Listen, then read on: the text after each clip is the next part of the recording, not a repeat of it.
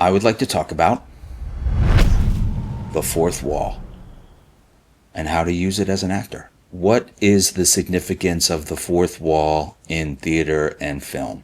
In this video, I will explain the history and the significance of the fourth wall, why it's important for the acting craft, and how you as an actor can use it in different important situations in your profession. So, what is the fourth wall? The fourth wall is an imaginary barrier that separates the world of the characters from the audience. On stage, it's the invisible wall that is right in front of the set, on the edge of the stage in front of the actors.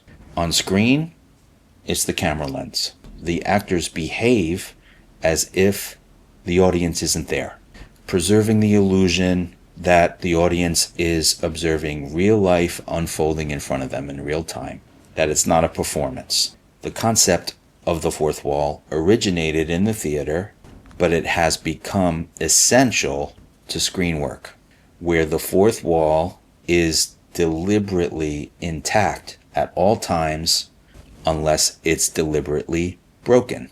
And the fourth wall can definitely be broken in theater as well as television and film, and it's done for a specific artistic purpose. So why is the fourth wall important?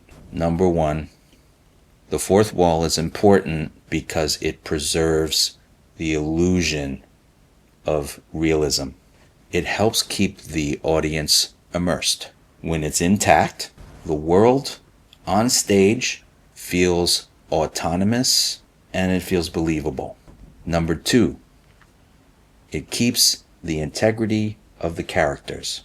By not acknowledging the audience, actors can more deeply inhabit and immerse themselves in their characters. It is a way that the audience is invited into the privacy, the private world of their character. And this specific dance between the actor and the audience with the fourth wall there is a very incredible part of the craft of acting. The other thing that the fourth wall is significant for is the fact that it can be used as a creative tool. So that's where breaking the fourth wall can be very powerful when it's used intentionally. For example, it can create humor or irony. Breaking the fourth wall can also build a different kind of intimacy with the audience. In addition, it allows maybe the director, through the viewpoint of the character, to comment on themes or even on the art form itself. A few examples of breaking the fourth wall in film: Ferris Bueller's Day Off, Fleabag, and Amelie. What moments in film and television where the characters have broken the fourth wall do you remember the most? Feel free to leave down in the comments. So specifically in the world of film and television, how does the actor use the fourth wall effectively in the craft? In terms of the camera lens, the first thing is that the actor should never ever look into the lens unless they're supposed to. So for most genres, looking in the lens breaks the illusion. Even a little glance can jar the viewer. It doesn't mean that you don't have an awareness that the camera exists. You behave as if it's not there. And the way that you help yourself in your craft is by connecting to a sensation of the privacy. And that is achieved by creating eye lines that are near the camera, not directly in the camera, but near the camera, building something there in your imagination that is specific and alive. And the actor uses their inner senses. This is where your concentration comes into play as an actor. And the stronger your concentration is, the more you prioritize the sensation of what you're seeing there, or just even what you're feeling there. You don't even have to see it. It's just a sensation that's alive, even if it's an object that's there, or maybe it's something that is connecting you to the character's inner life. And this relationship to what you decide upon placing there in your eye line is part of the craft and being artful about your relationship to the fourth wall. It automatically creates an illusion of privacy when you prioritize what you're connecting to on the fourth wall, as opposed to feeling the power of the lens of the camera. This helps you relax.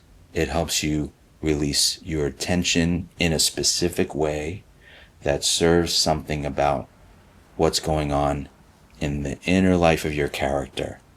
So in other words, it's not always a person that you have to place there. Sometimes the camera wants to see the inner life of your character. In that case, you can put something there that the character is thinking about, or maybe it's something that they're struggling with, or they're beating themselves up about something, or they're thinking about somebody that they miss.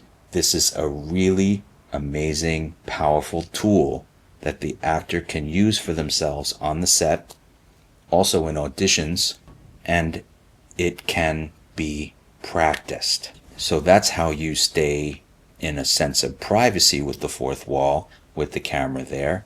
But what if the director wants you to break the fourth wall and talk directly into the lens?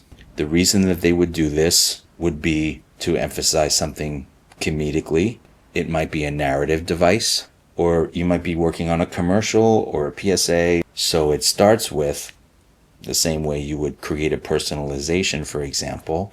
Who are you connecting to when you look into the lens? Is it a specific kind of relationship? Is it someone that you want to bring into your world? Are you informing? Are you teasing? Are you confessing? So it's very helpful when you talk directly into the lens of the camera, or when you, even if you don't have lines or dialogue, just looking into the lens. It helps to think about a specific person that you're talking to or connecting to. The fourth wall is an amazing part of the art form of acting, but it's not just about the general sense of the fourth wall that makes it special.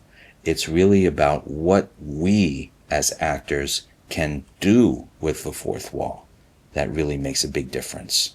So think of the fourth wall as not a boundary, but a gateway. It allows you to be private in public. It allows you to strengthen your concentration so that you can be vulnerable. So whether you're playing within it or intentionally breaking it, understanding the fourth wall and creating a partnership with it gives you much more control over your work. It also opens up endless possibilities.